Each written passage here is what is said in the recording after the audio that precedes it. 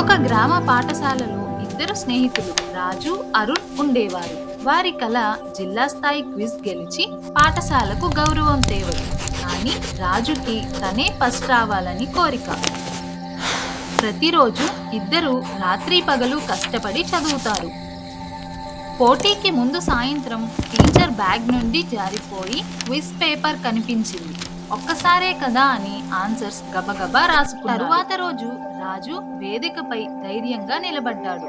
ప్రతి సమాధానానికి చప్పట్లు, కానీ ప్రతి చప్పట్లో ఒక అబద్ధం దాగుంది. రిజల్ట్ వచ్చింది. రాజు విజేత.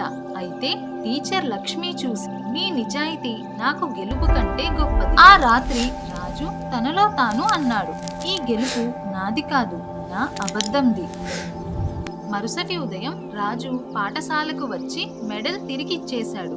నిజం చెప్పాడు. లక్ష్మీ టీచర్ మృదువుగా అంది, రాజు, నువ్వు బహుమతి కోల్పోయావు, కానీ నీ మనసు గెలిచావు.